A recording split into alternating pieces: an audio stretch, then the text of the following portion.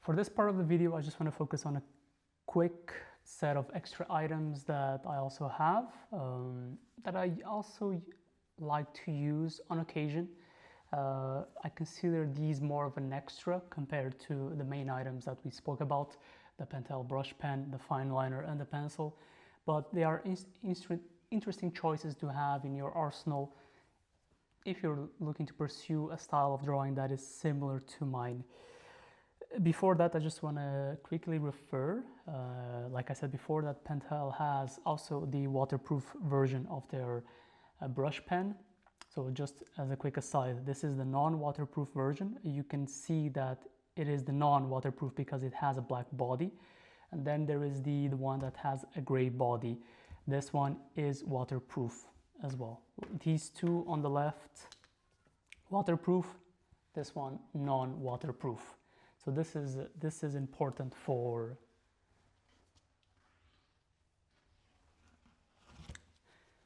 This is important if you're looking for something that you can use with watercolor, use the ones on the left. If you're looking for something to use without coloring, use the one on the right. This one has no ink because it's spent, but you get the idea. One thing that I wanna, and then that's why I also had this section, is that with this one, even though it's not waterproof, the traditional Pentel brush, it's not waterproof, right? You can still color it using using alcohol markers. It's something that you can still color using, like I said, alcohol markers. So like, for example, the Copic markers. Drawings made using a Pentel brush pen can be colored using a Copic alcohol marker as well. And this is an extra that I have with me in my atelier for drawing in case I'm feeling extra frisky and I want to ink my drawings. So just doing this one very quickly.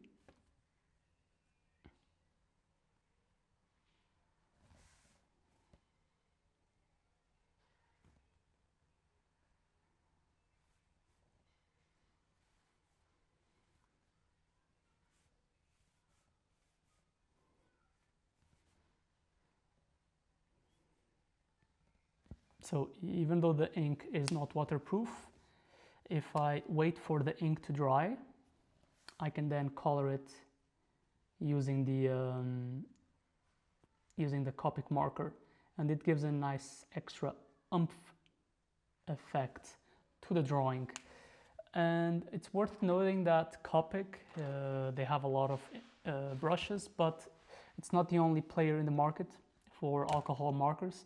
I have a selection of multiple alcohol markers from either Copic, which are the most expensive, to Shinhan, which is in the middle point, to Hoo, which is a new player in the area, that theirs is more affordable. It's a more affordable line.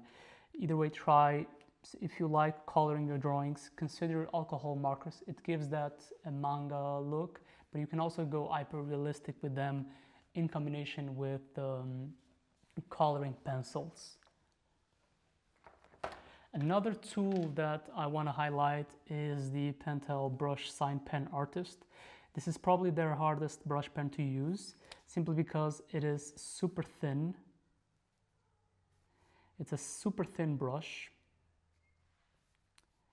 and it requires a whole lot of control to use. So you really need to know what is it that you're doing with this pen.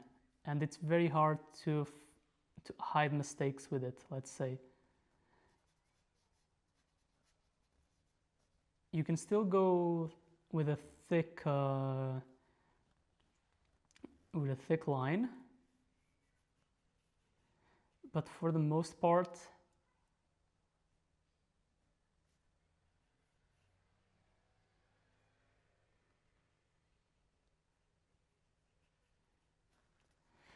lines are super thin, as you can see.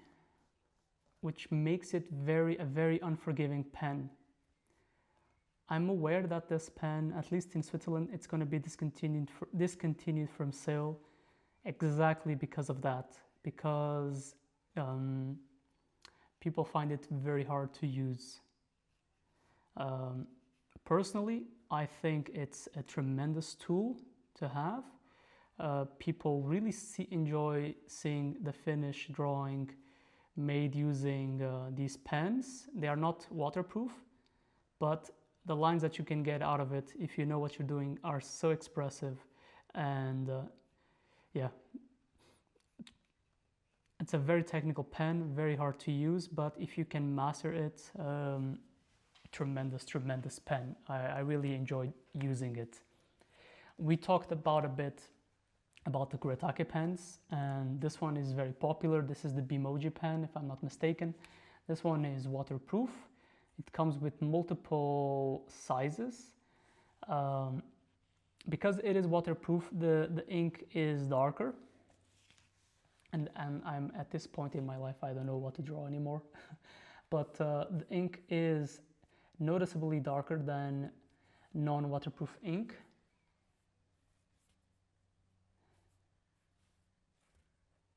But it has the advantage of being waterproof in case you want to color a drawing.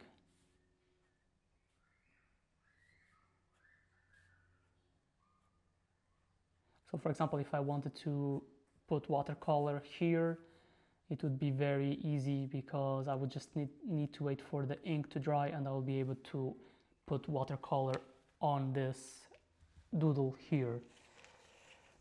Another thing that I have in my arsenal at all times is a bit of washi tape or masking tape. I recommend that with washi tape, you be very careful with it. Most washi tape is actually made for decorating or for journaling. It's not necessarily made as a stopgap measure to make sure that you're not crossing over to a page of the drawing that you don't want to draw. So my recommendation is try to get washi tape from this brand called MT. The glue is not particularly strong, so it can be easily removed from the paper as needed.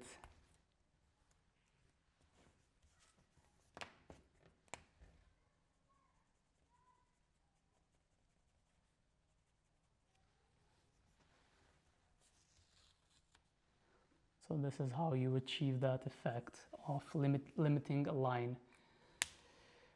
In terms of other extras, this is where I recommend that you also branch out and see, explore, just try every day, not every day, but see what works for you in terms of extras compared to what I gave to you in terms of tips. One other thing that I use quite a lot is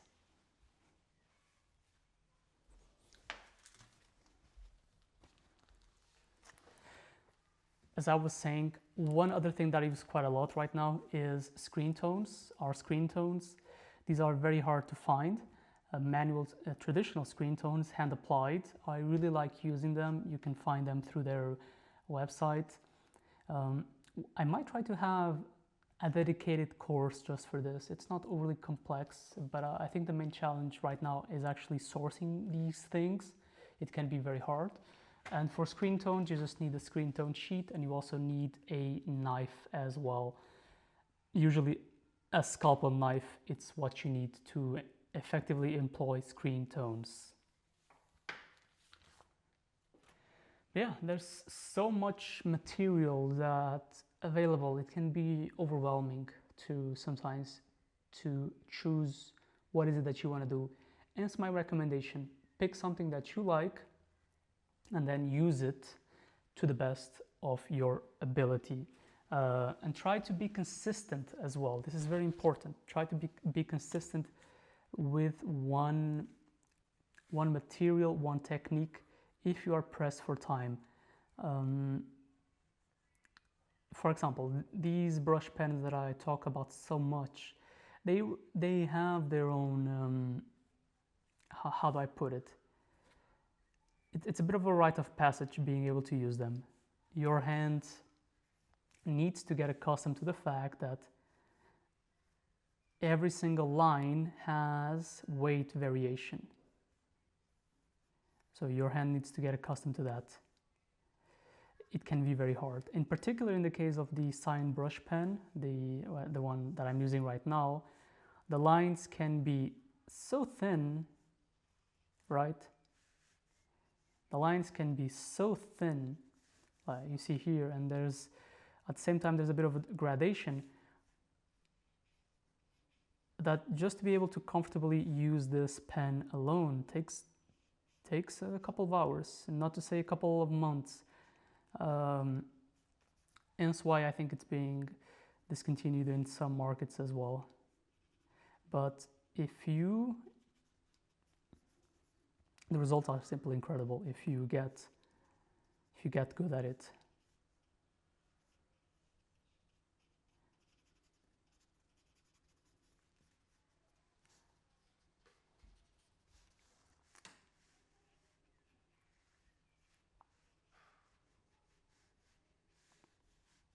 So yeah, try, experiment. You don't need to use necessarily what I'm using in terms of materials. These are my recommendations. For the next chapter, we're going to talk about paper, which is also something very important as well. I think paper really, you want to use good paper to get the best of the material that you're using. Most often than not, paper brings some extra texture that is very important to a drawing.